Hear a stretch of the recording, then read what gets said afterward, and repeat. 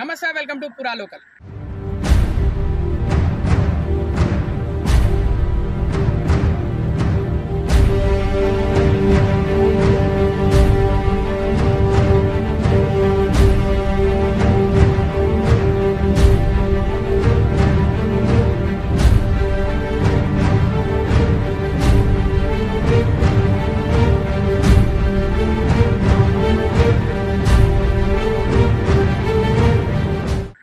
ఘనమైన చరిత్ర కలిగి ఉన్న నది మూసీ నది అన్నమాట.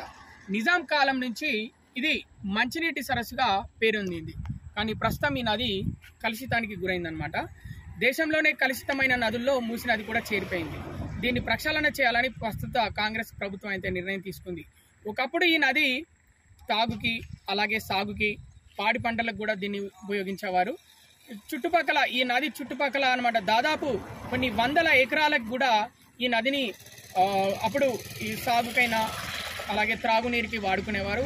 ఒకప్పుడు ఇక్కడ ఈ మూసీ నదిలో చాలామంది స్నానాలు చేసేవారు, మంచినీళ్ళు తాగేవారు. కానీ ప్రస్తుతం ఎలా మారిపోయిందంటే పూర్తిగా కలుషితానికి గురైపోయింది. ముఖ్యంగా మోకిలా ప్రాంతం నుంచి వచ్చే నీరు ఏదైతే డ్రైనేజ్ నీరు ఉందో డైరెక్ట్గా దీంట్లో మూసీ నదిలో కలవడం, మూసీ నది ద్వారా గండిపేటలో చేరడం, గండిపేట నుంచి అలాగే ఈ మూసీ నది గండిపేట నుంచి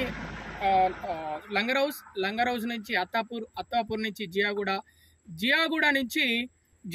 నుంచి అలాగే మూసారాంబాగ్ నుంచి అంబర్పేట నుంచి ఉప్పల్ నుంచి మళ్ళీ నల్గొండ జిల్లాల వరకు ప్రవహిస్తుంది అనమాట.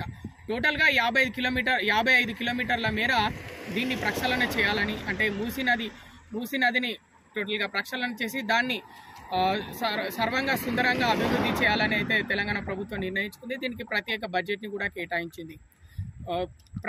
కాంగ్రెస్ ప్రభుత్వం ఏర్పడ్డాక లండన్కి అలాగే మిగతా లండన్కి ఎప్పుడైతే పర్యటించారో ముఖ్యమంత్రి గారు అక్కడ థేమ్స్ నదిని అయితే చూడడం జరిగింది. దానిలాగానే దీన్ని కూడా సర్వంగా సుందరంగా మార్చాలి. ఎందుకంటే దీని పక్కనే ఏదైతే ఉన్నాయో అవి ప్రాంతాలు, ఆ ప్రాంతాలపైన అభివృద్ధికి సంబంధించి షాపింగ్ మాల్స్ అలాగే బిజినెస్ సెంటర్స్ ఏర్పాటు చేసి పర్యాటక రంగంగా పర్యాటక ప్రాంతంగా మూసీ నదిని మార్చాలని అయితే ప్రభుత్వం నిర్ణయం తీసుకుంది.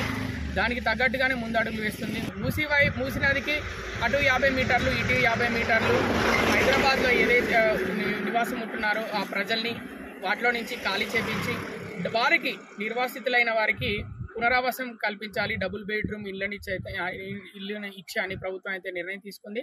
దానికి తగ్గట్టుగానే ముందడుగులు వేస్తుంది.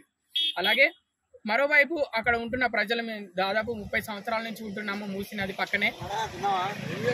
మేము ఇక్కడి నుంచి ఇప్పుడు సడన్గా వెళ్ళిపోమంటే ఎందుకు వెళ్ళిపోతాము అని వాళ్ళు నిరసన వ్యక్తం చేయడం జరుగుతుందన్నమాట. జిహెచ్ఎంసీ కమిషనర్ ఆమ్రపాలి అలాగే హైదరాబాద్ ఇన్ఛార్జ్ మంత్రి పొన్నం ప్రభాకర్ వీళ్ళు పర్యవేక్షణ చేసి ఒక నిర్ణయం తీసుకున్నారు. దానికి తగ్గట్టుగానే ప్రణాళిక వేసుకొని దానికి తగ్గట్టుగానే మూసీ నది ప్రక్షాళన చేయాలని నిర్ణయించుకొని దానికి తగ్గట్టుగానే ముందడుగులు వేస్తున్నారు. అలాగే మరోవైపు డబుల్ బెడ్రూమ్లు ఒకప్పుడు కేసీఆర్ పాలనలో దాదాపు 90,000 డబుల్ బెడ్రూమ్లు ఇండ్లు నిర్మించాము. దాంట్లో 60,000 ఇండ్లు ఇప్పటికే మేము మంజూరు చేశాము. మరో 30,000 ఇండ్లు మిగిలిపోయి ఉన్నాయని చెప్పారు. దాని తగ్గట్టుగానే 30,000 ఇండ్లు ఇప్పుడు మిగిలిపోయి ఉన్నాయని తెలుస్తుంది. ఇప్పుడు ఈ మూసీ నది పరివాహక ప్రాంతాల్లో మూసీ నది ఆనుకొని ఎవరైతే నివసిస్తున్నారో అటువైపు ఇటువైపు దాదాపు వాళ్ళు 12,000 గృహాలు కావాలి దాదాపు. సో వీరికి అవి కేటాయిస్తే సరిపోతుంది అని చెప్తున్నారు. కాబట్టి ఆల్రెడీ ఇప్పుడు సిటీలో కట్టిన డబుల్ బెడ్రూమ్ ఇళ్లను పర్యవేక్షించడం జరిగింది హైదరాబాద్ ఇన్ఛార్జ్ మంత్రి పొన్నం ప్రభాకర్. మరోవైపు ఈ డబుల్ బెడ్రూమ్ ఇండ్లు హైదరాబాద్లో ఉన్న డబుల్ బెడ్రూమ్ ఇండ్లు ఖాళీ ఉన్నాయో ముఖ్యంగా వాటిని ముందు నిర్వాసితులకు కేటాయించాలని నిర్ణయం తీసుకున్నారు. చెంచల్గూడలో 288 డబుల్ బెడ్రూమ్ ఇండ్లలో ప్రస్తుతానికి 146 ఖాళీ డబుల్ బెడ్రూమ్లు ఇండ్లు ఉన్నట్టు గుర్తించారు. ఇవి కూడా వెంటనే ఎక్కడైతే ఆక్రమణలు తొలగిస్తారో మూసీ నది వెంబడి ఉన్న ఆక్రమణలు దాంట్లో ముఖ్యంగా 146 ఖాళీ డబుల్ బెడ్రూమ్ ఇండ్లు చెంచల్గూడలో ఉన్నాయి, అవి కేటాయిస్తారు. తర్వాత వనస్థలిపురంలో ఉన్న 90 ఖాళీ డబుల్ బెడ్రూమ్ ఇళ్లను కేటాయిస్తారు. తర్వాత గండిపేట టు గట్కేసర్ వరకు ప్రక్షాళన కొనసాగుతుంది మూసీ నది ప్రక్షాళన. మరోవైపు మూసీ నది ఇరువైపులా 50 మీటర్ల లోపు ఆక్రమణలు తొలగిస్తారనమాట. సో ఈ విధంగా ప్రభుత్వం ముందడుగులు వేస్తుంది. సో ఈ మూడు అంచెలుగా అంటే చూద్దాం మరి. అటువైపు నిరసనలు, మరోవైపు వీళ్ళు సిద్ధమైపోయారు, సపరేట్ బడ్జెట్ కూడా కేటాయించారు.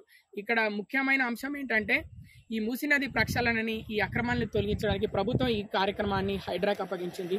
హైడ్రా గురించి మనకు తెలుసు, గత కొన్ని రోజులుగా హైడ్రా ప్రభుత్వ భూముల్లో, అలాగే నాలాల్లో, చెరువుల్లో, కుంటల్లో, అలాగే జిహెచ్ఎంసీ పార్కుల్లో కబ్జా చేసి కట్టిన ఆక్రమణలన్నింటినీ తొలగిస్తూ వస్తుంది. అలాగే ప్రభుత్వ భూములను స్వాధీనం చేసుకుని ప్రభుత్వానికి అప్పగిస్తున్న వైనం అయితే మనం చూసాం. దానికి తగ్గట్టుగానే ఇప్పుడు మూసీ నది ప్రక్షాళన కూడా ప్రభుత్వం స్టార్ట్ చేసింది. దాని తగ్గట్టు సపరేట్ బడ్జెట్ ఏర్పాటు చేసింది.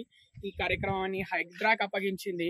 హైడ్రా కూడా ముందడుగులు వేస్తుంది. ముందే ప్రణాళిక కూడా సిద్ధం చేసుకున్నారు హైదరాబాద్ ఇన్ఛార్జ్ మంత్రి, అలాగే జిహెచ్ఎంసీ కమిషనర్ ఆమ్రపాలి. దాని తగ్గట్టుగానే ఒక ప్రభుత్వ కార్యక్రమ మీటింగ్ లో కూడా సీఎం రేవంత్ రెడ్డి కూడా దాదాపు 12,000 గృహాలు వీళ్ళందరికీ కావాల్సినట్టుగా గుర్తించారు. సో వాళ్ళందరికీ మేము కేటాయిస్తాము, ఎవరిని కూడా రోడ్డు పాలు చేయము, అందరికీ మేము ఈ డబుల్ బెడ్రూమ్లు ఇల్లు ఇచ్చే మేము అక్కడి నుంచి కాల్ చేయించి వాళ్ళకి ఇచ్చే ఎవరైతే నిర్వాసితులు అవుతారో వారికి అందరికీ పునర్నిర్వాసం కల్పిస్తామని తెలపడం అయితే జరిగింది. దాని